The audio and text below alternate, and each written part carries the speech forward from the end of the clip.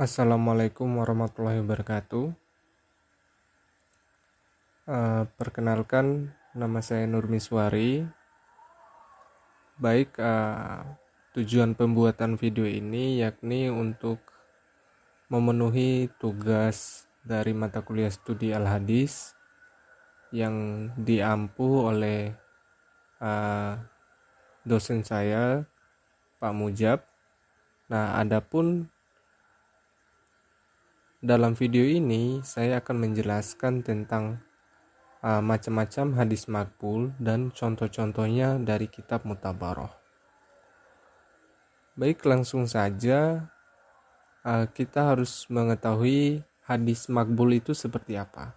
Nah, secara terminologi, hadis makbul itu didefinisikan dengan hadis yang telah sempurna seluruh syarat penerimaannya. Nah, Ibnu Hajar al-Asqalani mendefinisikan dengan hadis yang ditunjuk oleh suatu keterangan atau dalil yang menguatkan ketetapannya. Berdasarkan pengertian tersebut, ya bisa kita simpulkan bahwa hadis makbul ini bisa diterima sebagai hujah atau dalil serta dapat dijadikan sebagai landasan hukum. Jadi hadis makbul ini bisa kita jadikan rujukan untuk sebagai referensi untuk mengambil hukum, serta hadis-hadis makbul ini bisa kita terapkan dalam kehidupan sehari-hari. Selanjutnya yakni bagaimana sih syarat-syarat hadis makbul itu? Nah, syaratnya tersendiri dibagi menjadi dua, yaitu ada syarat sanad dan syarat matan. Nah, untuk syarat sanadnya sendiri, itu sanadnya harus tersambung. Terus yang kedua, masing-masing sanad tersebut harus adil dan dobit gitu. Serta tidak ada ilat yang mencacatkannya. Jadi syarat dari sanad ini sendiri yakni menekankan pada sanadnya itu sendiri, apakah sanadnya itu adil, apakah sanadnya itu memiliki sifat-sifat yang buruk gitu loh. Jadi syaratnya itu harus bagus, yang seperti adil, seperti jujur, tidak pernah berbohong dan sebagainya. Yang kedua adalah sanad dari matannya. Syarat dari matan yakni tidak boleh ada kejanggalan dalam matannya. Jika boleh ada kejanggalan pada suatu hadis yang terpenuhi syarat-syarat di atas, maka hadis tersebut oleh para ulama disebut sahih atau sekurang-kurangnya hasan, yang berarti dapat dijadikan hujah. Nah, pembicara mengenai hadis sahih dan hasan secara luas akan saya uraikan sebagaimana berikut. Kita lanjut ke pembagian hadis makbul. Nah, hadis makbul ini pembagiannya dibagi menjadi dua, yaitu dari sudut pandang implementasi dan dari sudut pandang kualitas. Nah, dari sudut pandang implementasi ada 4. Yang pertama itu hadis muhkam, yang kedua hadis mukhtalif, yang ketiga hadis rajih, dan yang keempat hadis nasikh. Sedangkan dari sudut kualitas, hadis makbul dibagi menjadi dua, yakni hadis sahih dan hadis hasan. Nah, kita lanjut ke hadis dari sudut implementasi. Kita akan jelasin dulu hadis muhkam. Nah, hadis muhkam menurut bahasa artinya dikokohkan atau yang diteguhkan.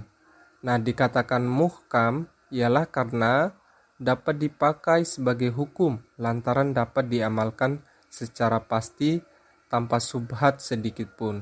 Berarti hadis muhkam ini secara implementasi bisa kita gunakan sebagai rujukan, sebagai pedoman kita dalam kehidupan sehari-hari. Nah, contohnya sendiri yakni hadis riwayat Bukhari yang sebagaimana yang ada di video, yang artinya telah menceritakan kepada kami Abdullah bin Yusuf menceritakan kepada kami Al-Laits Ia berkata, bercerita kepada Said dari Abu Suraih Al-Adawi, ia berkata, saya mendengar kedua telingaku dan melihat dengan kedua mata manakala Nabi Shallallahu Alaihi Wasallam bercakap-cakap. Beliau Shallallahu Alaihi Wasallam bersabda, barang siapa yang percaya kepada Allah dan hari akhir, hendaklah ia memuliakan tetangganya. Nah, berdasarkan hadis ini berarti kita harus memiliki hubungan baik terhadap tetangga kita gitu. Jadi kita harus menjalin silaturahmi yang baik. Oleh karena itu, karena ini hadis muka, maka hadis ini bisa kita terapkan dalam kehidupan kita sehari-hari tentunya. Baik, selanjutnya kita ke hadis mukhtalif. Hadis mukhtalif ini yakni hadis yang dapat dikompromikan dari dua buah hadis sahih atau lebih. Dari sudut zahirnya mengandung pengertian yang bertentangan, yang mana keduanya dapat diamalkan. Nah, untuk mendudukan hadis-hadis yang mukhtalif ini, para ulama menggunakan dua cara, yakni thoriqul jami' dan thoriqatul tarjih. Thoriqul jami' itu sendiri yaitu mengumpulkan hadis-hadis yang kelihatannya berlawanan, yang kemudian didudukan satu persatu sehingga semua hadis tersebut dapat dipakai. Nah, sedangkan thoriqul tarjih yaitu hadis-hadis yang dohir kelihatannya bertentangan satu dengan yang lain, kemudian dicari keterangan yang paling kuat. Nah, dalam menyikapi hadis atau riwayat yang mukhtalif, para ulama selalu memakai thoriqul jami' lebih dahulu, karena dengan cara ini semua dalil dapat dipakai. Setelah benar-benar tidak ada jalan untuk menjamak, baru mereka menempuh cara thoriqul tajrih sebagai usaha terakhir. Nah, jadi pilihan terakhir itu adalah thoriqul tarjih. Nah, adapun contohnya seperti hadis di video, hadis yang pertama, tak ada penularan dan tak ada pengambilan sial dalam Islam. Nah, sedangkan hadis 2 yang artinya, larilah dari orang-orang yang berpenyakit kusta sebagaimana engkau lari dari singa. Nah, dari hadis-hadis tersebut bisa kita lihat bahwa hadis yang pertama menetapkan tidak ada penularan, sedangkan yang kedua menetapkan adanya penularan. Untuk menghilangkan pertentangan itu, hendaklah kita tetapkan, yaitu maksud dari Nabi Shallallahu Alaihi Wasallam dengan meniadakan penularan ialah menetapkan bahwa penyakit itu tidak dapat berpindah dengan sendirinya. Dia berpindah dengan kudrat dan indera Allah juga adanya, dan maksud Nabi Muhammad SAW dengan hadis kedua menerangkan bahwa salah satu dari sebab timbulnya penyakit ialah bercampur baur dengan orang yang berpenyakit. Karena itu Nabi menyuruh kita untuk menghindari diri dari sebab itu agar jangan terdampak penyakit tersebut. Jadi kurang lebih seperti itu tentang hadis mukhtalif. Nah, kita lanjut ke hadis rojih. Hadis rojih sendiri yakni sebuah hadis yang terkuat di antara dua hadis yang berlawanan. Maksudnya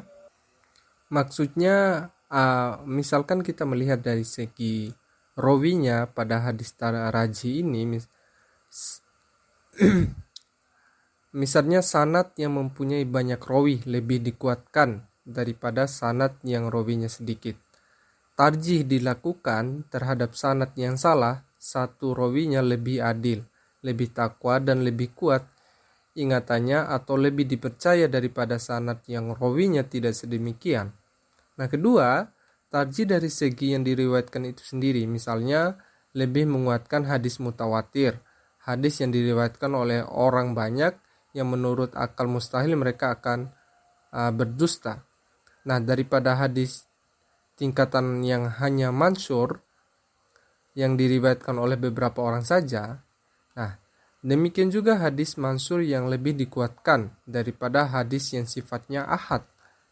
Ahad yang dimaksud hadis yang diriwayatkan oleh satu orang. Nah, ketiga, mentarjih dari sisi cara menerima hadis. Misalnya, lebih menguatkan hadis yang diterima langsung dari Nabi SAW daripada hadis yang didapati dalam tulisan. Contohnya hadis riwayat Bukhari nomor 1706 yang diriwayatkan oleh Ibnu Abbas radhiyallahu anhu mengatakan bahwa telah menceritakan kepada kami Abu al-Mughirah Abdul Qudus bin Al-Hajjaj telah menceritakan kepada kami Al-Auja'iz telah menceritakan kepada saya Atha bin Abu Rabbah dari Ibnu Abbas radhiyallahu anhuma bahwa Nabi Shallallahu Alaihi Wasallam menikahi Maimunah saat beliau sedang ihram. Jadi ini contoh dari hadis rojih. Selanjutnya dari segi implementasi, yakni yang terakhir adalah hadis nasik. Hadis nasik yakni hadis yang menasak atau menghapus ketentuan yang datang terdahulu. Contohnya seperti hadis dari Imam Syafi'i, seperti yang dilihat di video, yang artinya Rasulullah SAW bersabda, janganlah salah seorang di antara kamu memakan daging kurban yang sudah 3 hari. Nah, larangan memakan daging kurban yang sudah 3 hari itu disebut hukum. Kemudian hukum dihapuskan oleh Nabi itu sendiri dengan sabdanya atau dengan hadis yang berikutnya yang diriwayatkan oleh Al-I'tibar, yang artinya aku pernah melarang kamu tentang daging kurban bahwa jangan kamu makan, dia jangan makan sesudah 3 hari, tetapi sekarang makanlah dan gunakanlah dalam pelayaran kamu. Nah, hadis yang pertama dinamakan mansuk, artinya yang dihapuskan karena hukum yang ada yang padanya sudah tidak terpakai lagi. Nah, hadis kedua disebut nasik, yang menghapuskan hukum yang ada pada hadis pertama, sehingga hukum makan daging kurban setelah 3 hari adalah diperbolehkan atau mubah. Jadi hadis pertama itu melarang memakan daging kurban sesudah 3 hari, tetapi ada hadis berikutnya yang memperbolehkan itu. Jadi kita lihat hadis yang terbaru, apakah hadis terbaru itu memperbolehkan atau tidak, maka kita gunakan itu. Nah, begitulah hadis nasik ya, hadis nasik. Nah, baik, berikutnya kita akan lanjut ke hadis yang dilihat dari segi kualitasnya. Nah, yang pertama itu ada yang namanya hadis sahih. Hadis sahih yang artinya hadis yang diriwayatkan oleh orang adil, sempurna kedobitannya, bersambung sanadnya dan tidak berilat. Oleh karena itu, hadis sahih ini sangat bagus sekali, atau tingkatan yang paling tinggi dalam hadis gitu. Jadi kita bisa menerapkan hadis ini di dalam kehidupan sehari-hari dan tidak ada keraguan mengenai hadis sahih ini. Nah, untuk syaratnya tersendiri dari hadis sahih ini, yang pertama itu diriwayatkan oleh perawi yang adil.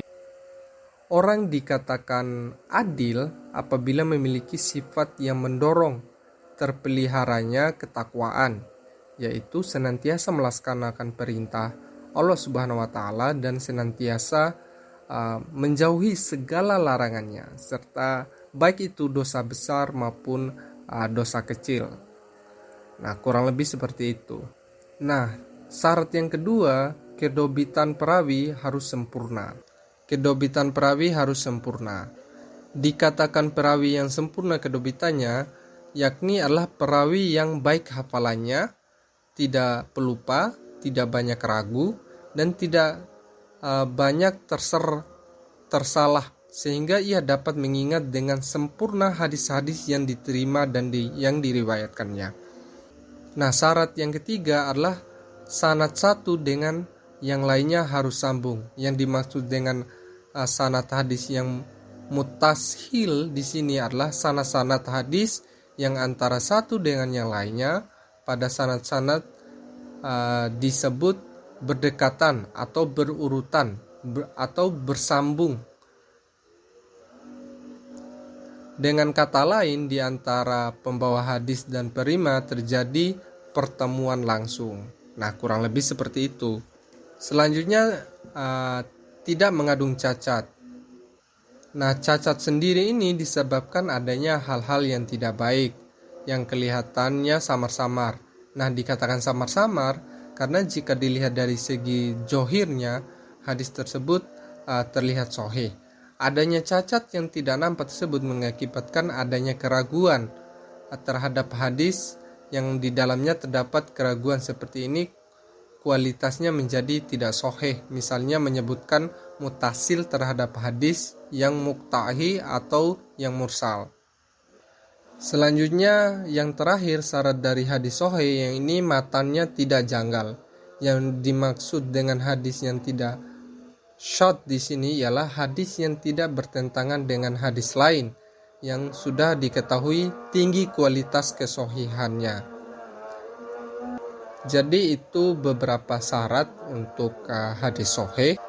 Nah, salah satu contoh hadis sahih yang yakni seperti yang kita lihat di video, yang artinya hadis yang diriwayatkan oleh Imam Bukhari dalam kitab Sahihnya, ia berkata, telah menceritakan kepada Abdullah ibn Yusuf, dia berkata, telah mengabarkan kepada kami Malik dari Ibnu Syihab, dari Muhammad ibnu Jubair ibnu Mut'im dari ayahnya. Ia berkata, aku mendengar Rasulullah SAW membaca Quran surat Al-Tur pada waktu sholat maghrib. Nah, ini salah satu contoh dari hadis sahih yang dimana dari segi perawi yang adil, kedobitan perawi yang sempurna, sanadnya berhubung dengan yang lain, tidak mengandung cacat dan matanya tidak janggal. Ini salah satu hadis tersebut. Nah, selanjutnya kita ke hadis hasan. Nah, ini adalah contoh hadis makbul dari segi sudut kualitas. Nah, hadis hasan yakni hadis yang sanadnya bersambung dari permulaan sampai akhir. Diceritakan oleh orang-orang yang adil, orang yang dobit kurang dobitnya, serta tidak ada syadz dan ilat yang berat. Jadi hadis hasan ini kalau dari segi tingkatan, ini tingkatan nomor 2 dari hadis hasan. Adapun klasifikasi hadis hasan pun terbagi menjadi 2 macam, yaitu hasan lijatihi dan hasan ligoirihi.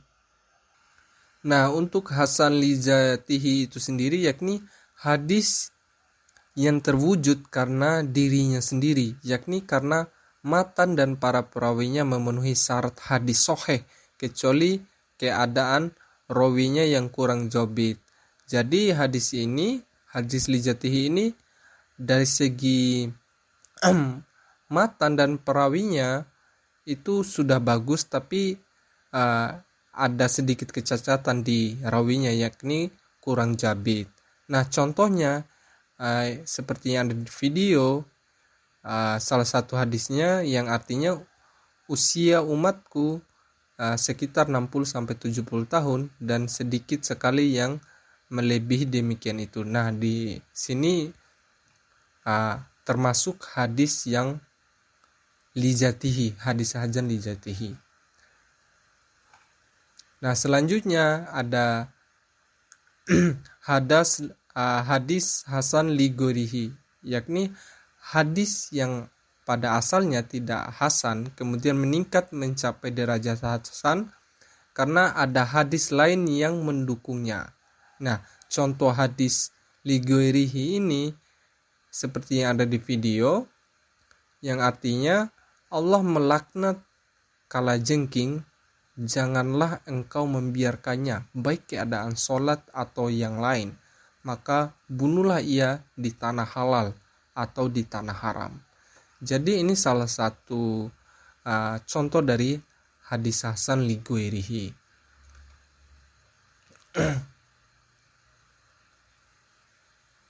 Nah, pada dasarnya Hasan li ghairihi ini berasal dari hadis-hadis dhaif yang didukung oleh hadis lain. Hampir semua ulama usul dan muhadisin menerima hadis sahih dan hadis hasan untuk dijadikan hujah dari dan dasar pengamalan. Oleh karena itu hadis makbul ini bisa diamalkan oleh kita karena sudah memenuhi syarat ketentuan dari hadis yang bisa dipercayai seperti hadis hasan dan hadis sahih tentunya. Jadi mungkin itu saja penyampaian saya mengenai hadis makbul dan penjelasannya, dan mohon maaf apabila ada banyak kekurangan terhadap video ini. Semoga bermanfaat. Saya ucapkan terima kasih. Wassalamualaikum warahmatullahi wabarakatuh.